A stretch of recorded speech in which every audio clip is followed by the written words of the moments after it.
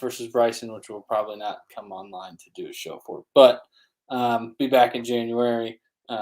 Starting kind of this is the 2022 season technically for the FedEx Cup, but it kind of feels like it really gets going in January, and people start gearing up for majors and some big events. But last one, RSM, Sea Island. Last week, though, not our greatest, but still hit a couple matchups. It was kind of a weird event. Ultimately, there were some really strange names at the top, and Kokrak was just kind of like, look, I'm a winner. I'm just going to take care of business here. Made a bunch of birdies down the stretch and won. Yeah, I had an awful Sunday. There was 15 guys in contention going into Sunday, and somehow Kokrak wins by 2 still. Like, it just doesn't make any sense. Right. Cam Smith made the birdie on 18 to beat me in my matchup and not be in a top 10. He was like top 15, so we had that close. I had Ryan Palmer, who was close. Obviously, my margin got beat. You had a matchup. I had Scheffler top 10, which is nice. What are your thoughts on Scheffler? Obviously, he's young and he's only contended a handful of times, but he kind of had that tournament by the nuts there, and he didn't win it. So, yeah, I'll be interested to see how he plays. It's interesting because that was like one of the first ones where it's like, all right, you're leading. Right. The guys around you are really not very good. Like, go out, take care of business. And he just didn't. He didn't play good at all. I mean, he really wasn't in contention on the back nine. I mean, that I remember watching. I mean, like, that seemed like mostly, a few random guys in Kokrak kind of just took over, and he was never really a fight. Same with Wolf. I mean, he would have had to come from a little farther back, but he was 2 shots out, I think, headed to Sunday. So, it's nice to see them both playing really well, him and Wolf, but, they got to start closing the door on some of these. I had a guy in contention who made a hole-in-one on Sunday, and he lost by like 4 strokes. At least. Yeah. Yeah, it might have been more. It was outrageous. So, a really I had bad Leishman. Leishman for me was like kind of in the mix. He made a really bad bogey Saturday afternoon coming in. Otherwise, he'd have been only down by 2, and then he just didn't play good Sunday. We had some guys in the mix. It was nice to have a couple outrights in the mix. But, moving into this week, the field's not great. Scheffler, Oosthuizen, Webb, Cam Smith, those are kind of the top guys on the board. This is a weird event in that if you go look at past winners, it is just random ass dudes every time. Like, I mean, Kisner is a winner here, but that was 7 years ago, I think in 2014. Mackenzie Hughes won here when he was like essentially nobody. Tyler Duncan won. Rob Streb has won this twice in the last like 8 years. So PH3. Yeah, we're getting some kind of random guys winning this event. I mean, part of it is the field. When you don't have a great field show up, you're going to get some random winners. But this course sets up, there's 2 courses ultimately. They play the Seaside for 3 days, I think, and Plantation for 1. Plantation's more of a parkland course. They're both pretty easy. 19 under, I think, has won this the last 3 years. And I think they've gotten to 20 before. So the Seaside course is they're both short. They're both short courses. Yes. I think Plantation's about barely longer, but it's like almost I think it's 72 par. So I think it's a little bit shorter as far as average hole length. Yeah. But I think both courses are short. Guys aren't really worrying about hitting it very far. They're just kind of hitting it in the fairway, even if you have to club down. That's kind of like why I like Cory Connors this week.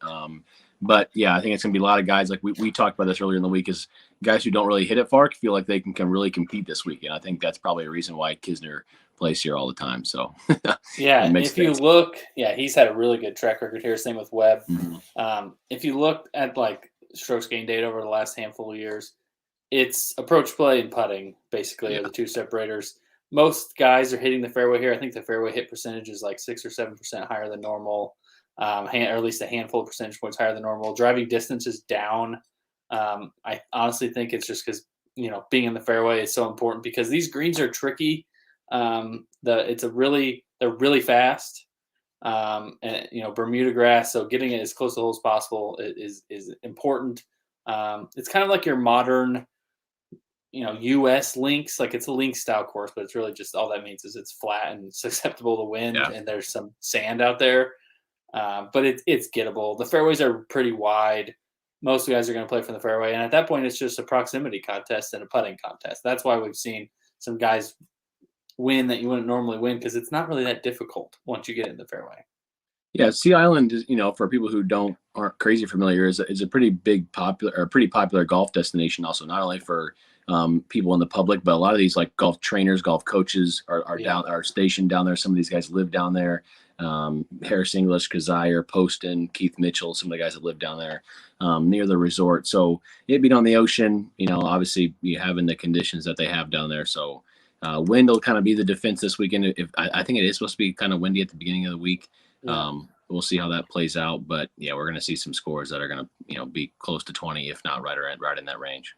Yeah, definitely. It's one of those tournaments where it's a bit of a crapshoot trying to find some guy who's going to have a hot putter. But I think if you look at good Bermuda putters, these greens are really fast, and you've got to be able to putt Bermuda well here. So I think that's one way I'm kind of leaning this week for sure. And that's where my first pick is on an outright market. So everybody and their brother on Twitter picked Kisner when the lines opened on Monday, because he dropped at like 50, I think, on some places. And then so I thought about it, and I was like, that makes sense. Obviously, he's won here before. He's done really well here before. But the numbers jumped way down into the 30s. Well, when I went and checked today, DraftKings had him back up at 40. And I just think that's still a pretty fair number given the field.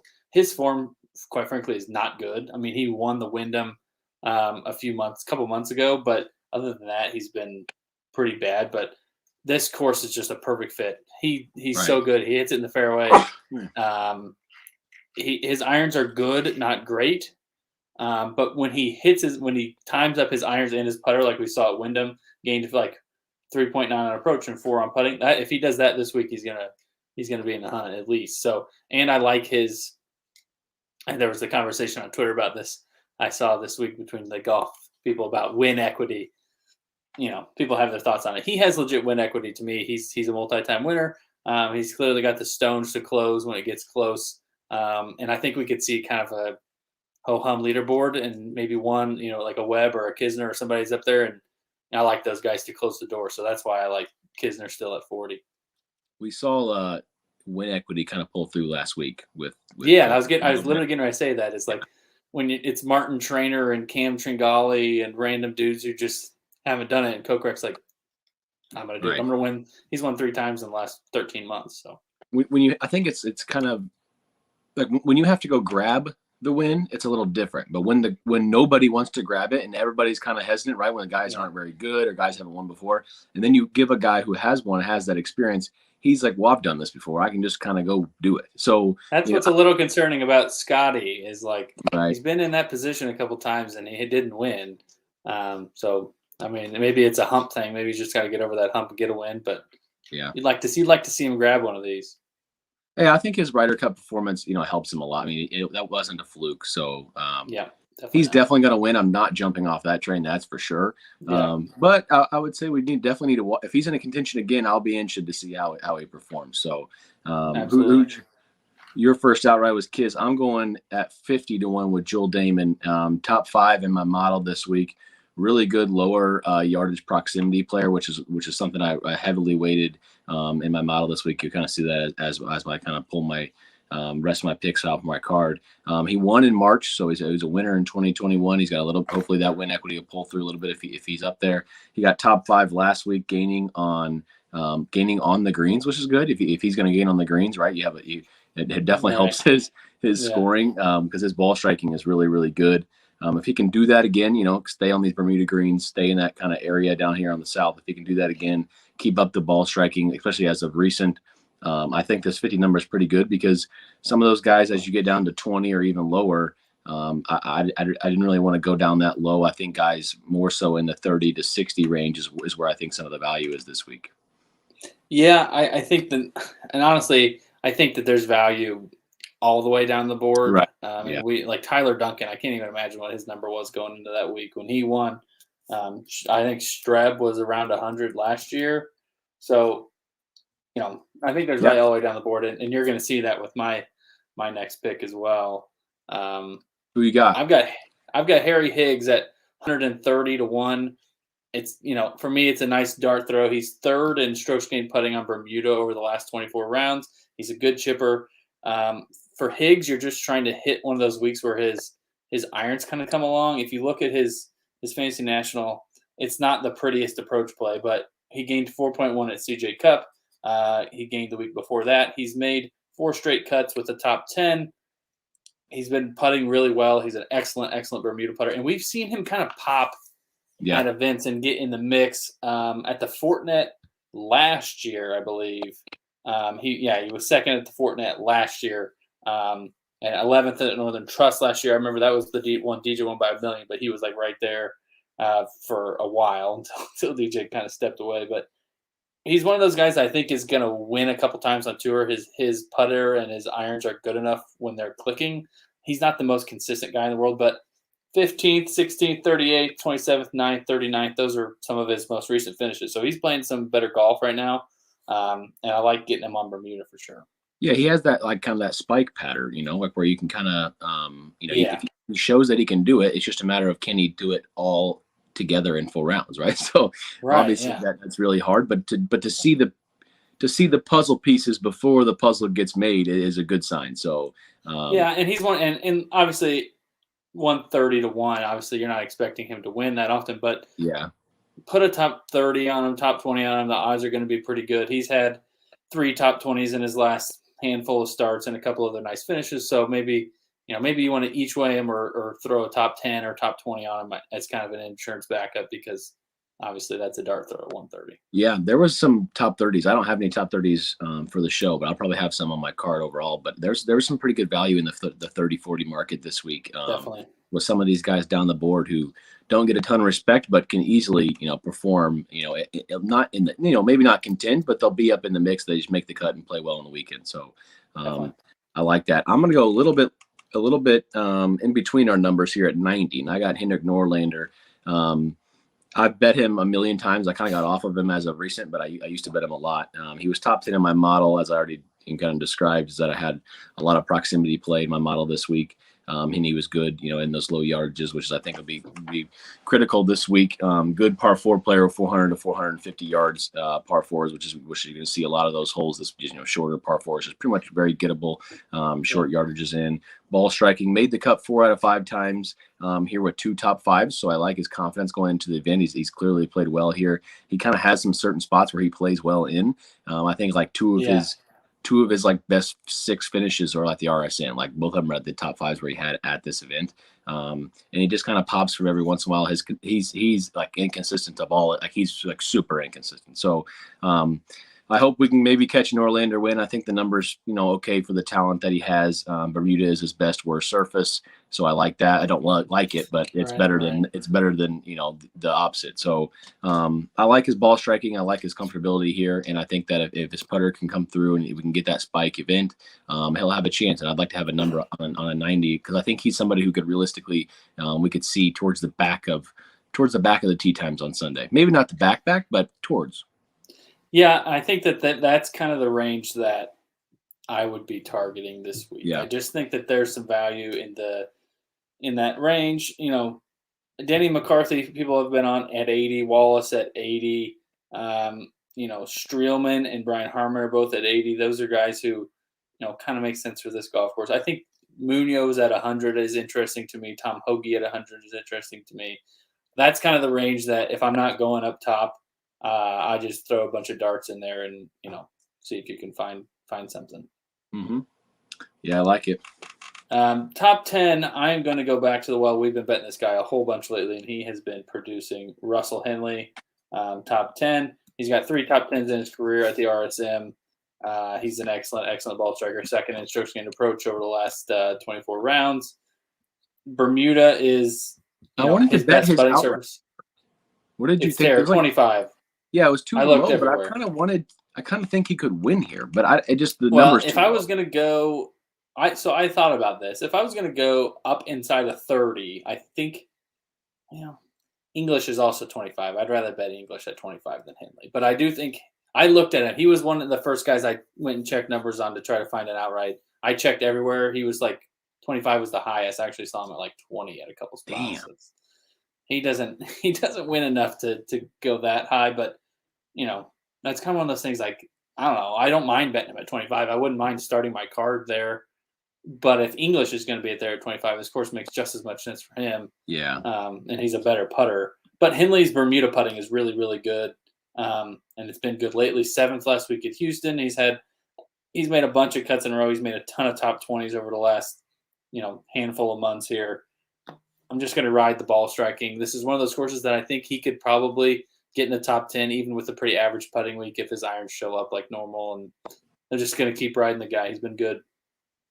Yeah, I think when you're looking at the thing we talked about as far as like some guys who've won here who we don't see win other places, I think Russell Henley could definitely contend this weekend. Yeah. It's tough to bet on that number because that's just kind of outrageous for a guy who doesn't ever win. He's not closing stuff, yeah. Right. But I can't fault anybody for betting on him, and I'm going to join you for sure on the top 10. I have another super ball striker along with Russell Henley, and that's Cory Connors, 250 for his top 10.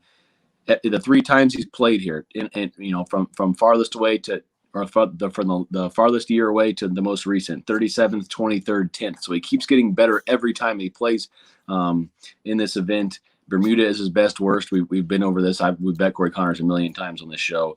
He's made 7 straight cuts with 5 of them right in the top 20 range. I think like 2 of them were at 22 and a couple of them were top 10s.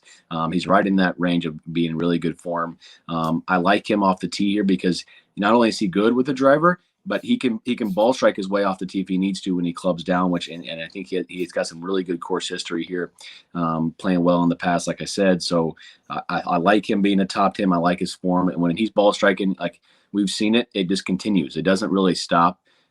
His ball striking, that's just kind of the pattern that he has been showing, and I'm going to kind of ride that wave. Yeah, I love Cory Connors anytime that you can just say, it's from the fairway in type of thing, because he's going to just pepper the flag over and over again. And both those numbers at plus 250 are pretty decent numbers. I don't mind that at all. So top 20, I'm going to let you go because you're going a little redux here on Joel Damon. Yeah, I think he's going to play well this week. And I actually started with the top 20 bet first, and then I kind of was looking at outrights and almost thought like, I think I'm going to add that just because I thought the value was there. But not much more I can say. I think he's going to play well. He's a proven winner. He's not like a crazy proven winner. He's very inconsistent. Right. But he's shown that he can pop. Right. I don't know if he'll win, but he's shown that he can contend. He's shown he can play well. He played really well last week, and I like the idea that we're going to stay in this Bermuda surface, stay down south, stay in the weather, and he can kind of transfer over and just continue to play that well. And play on a course that he should be familiar with the Southern style golf that he's played a million times. So I like Joel Damon this week, top 20, 275. Yeah, that's a really good number too for a top 20. I'm going to go a little bit worse odds here. Taylor Gooch plus 180. He's another guy that we've bet a bunch. He's kind of come into his own a little bit over the last few His outright market is also crazy. Yeah, he's not a guy I want to bet outright, but plus 180 on top 20. He's 60th last week at Houston. He just kind of played pretty average. It wasn't nothing too terrible. He didn't putt awesome, but 11th, 5th, 11th, 4th the 4 weeks before that in some decent fields.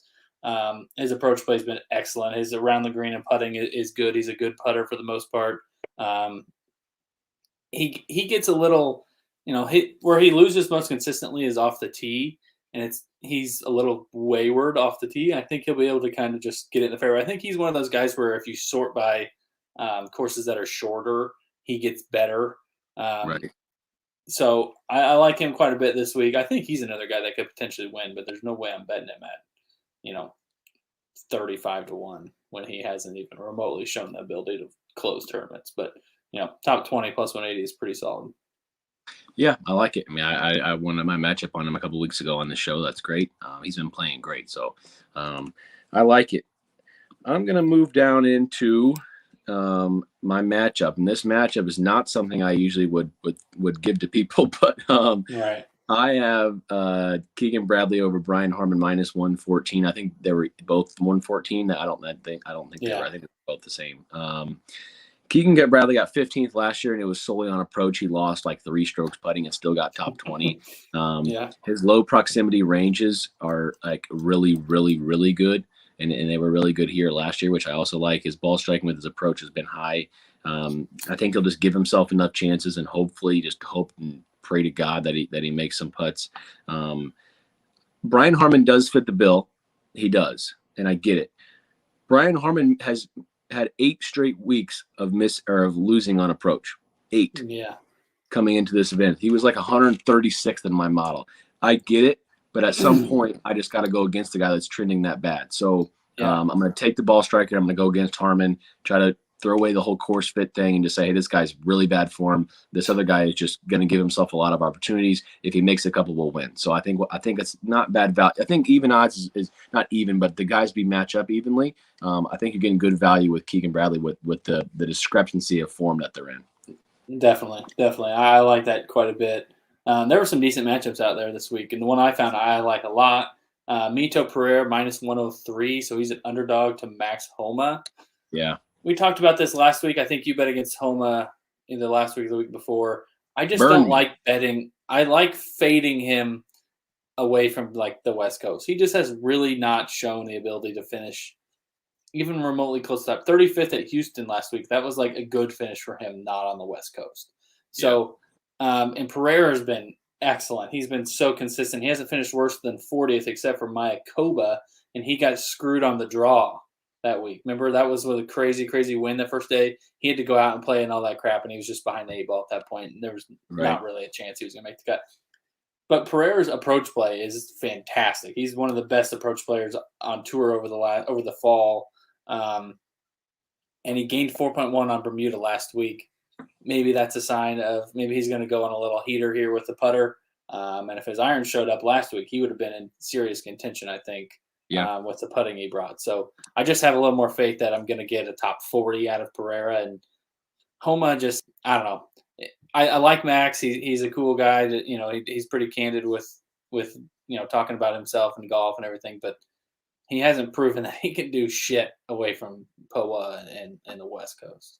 Yeah, I heavily considered that matchup. I'm probably going to bet it, but I didn't do it just because I gave out a matchup against him and he beat me the week before. So, but I'll. But it wasn't like he finished amazing. He finished third. No, it was just because my guy didn't play that well. It wasn't because of him. So, but yeah, I just kind of felt like any viewer would tell me to screw off if I just keep giving them Max Homa fades. Right.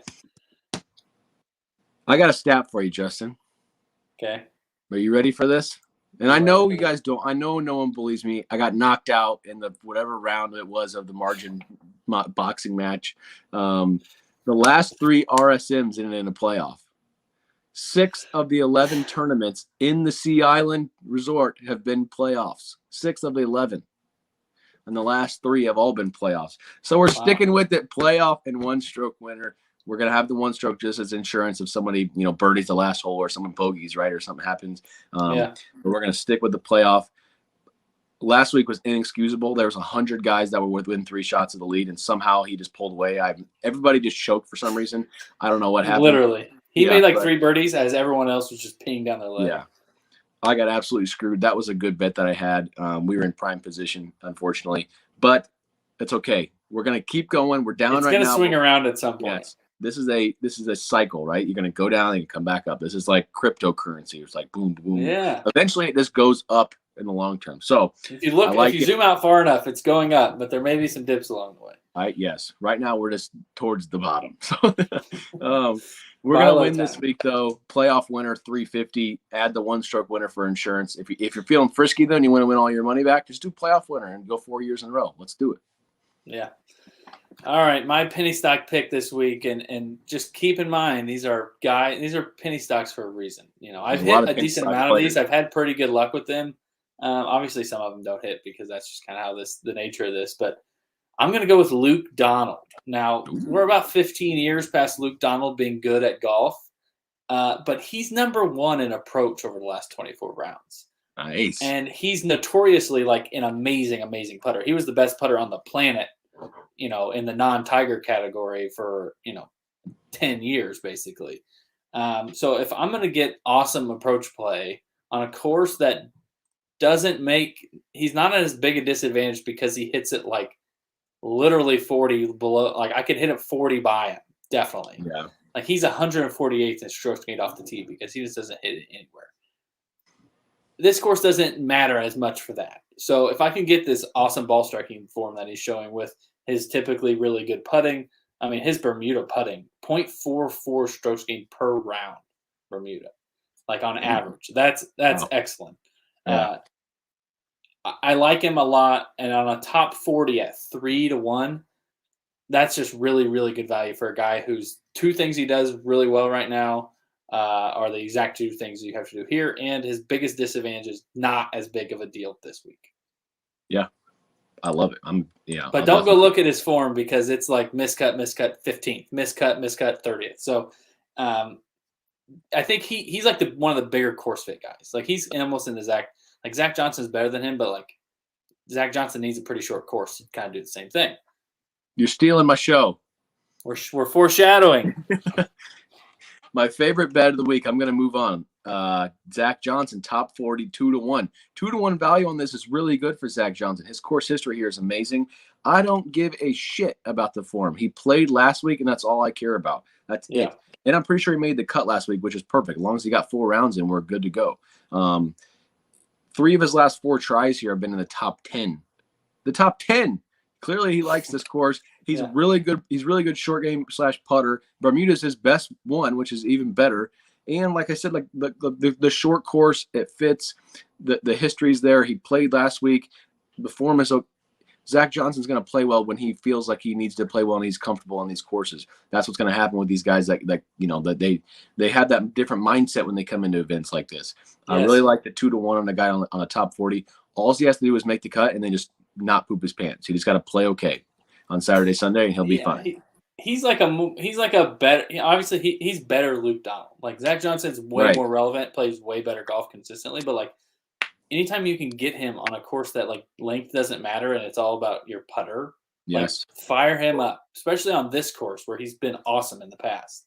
Mm-hmm. There's a lot of people out there that poo-poo course history, but I'm not one of those people. Like it matters. I'm a person like I played a lot of freaking golf. There are just certain courses that fit your eye that you like to play that just makes sense for you, and I guarantee it is the same thing for tour guys. Yeah, Zach Johnson's a living proof of that at this course with all those really good finishes. It just matches up perfect. And top 42-1, like that's super value for a guy who's been top 10ing here.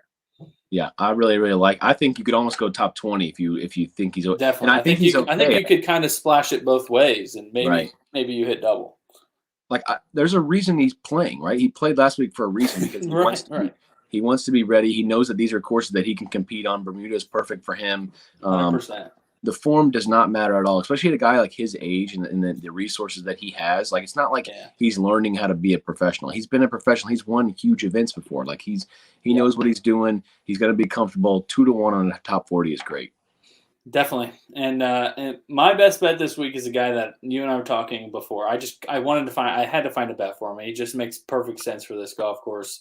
Cam Smith. I'm going to go top 10 at 2-1. Yeah, 2-1. Yeah. Listen to his last 6 starts. 5th, 2nd, 34th, 14th, 9th, 15th. So 3 top 10s and 2 top 15s. He's been freaking awesome. And his approach play has come around. His driver has come around in the sense that he's not just spraying it all over the earth. He's one of the best chippers and putters on the earth right now. He's a good Bermuda putter. I'm just going to ride him while he's playing really well. I think he's got a chance to like have a super breakout. Like he kind of broke out last year, but I think that he could win like a big event next year. Like you go to if he needs the right course is the problem. You can't go to a course where you're asking him to just pound it like 320 off the tee every time. He needs a course where chipping and putting is kind of at a premium. But the way his ball striking is coming around, you look on there, he's had some really nice weeks with the irons, and if he can pair that up with the putting he's been showing over the last couple of years, he's got a chance to win some events. And I love him for a top 10 this week. Yeah, if he plays well, he's going to be towards the top of the leaderboard on Sunday. That's for sure. I think the last time we saw him win was the match play. Is that right? When he won that weird team event, right?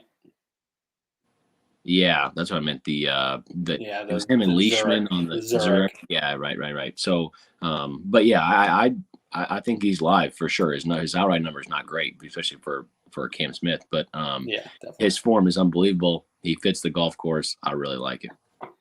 Yeah, well, that's all this week. Like I said, it'll be a while before we're back because the golf is going to take a pretty long break here. Tune into Bryson versus Brooks. I think that's that Black Friday event, like the match has been in the past. It's a short and it's only 12 holes, so we won't have to sit through it for 4.5 hours, hopefully. But we'll be back, probably Tournament of Champions in January, and then it'll be full go for the year. Yeah, I'm excited for the break, especially because we'll have a lot of NBA. Maybe we'll pop on and do like a Christmas Day special or something. I don't know. We'll do something. Yeah, we'll pop on and do something. Maybe we'll run through some of our futures bets and see how they're doing since we did our 4-week futures shows. We have that, some really good college basketball players this year to watch, and then once we get back in the spring, we're going to start heading to some huge events, which will be really fun. Yep, definitely, and we got a lot of guys. The golf players right now, like we're just like loaded with super, super good players. And a lot of them are in the prime of their career. Like, yeah, this next season is going to be awesome. Like, Rahm is now a major champ. JT is a major champ, but he's like he hasn't won in a while. Spieth hasn't won a major in a long time, and he showed that he's ready to win another. Rory just won in the fall. Earlier in the fall. Like, Brooks, like, it's loaded. Next year is going to be super, super fun. So that's all we got. And we'll see you in January. Let's get a winner.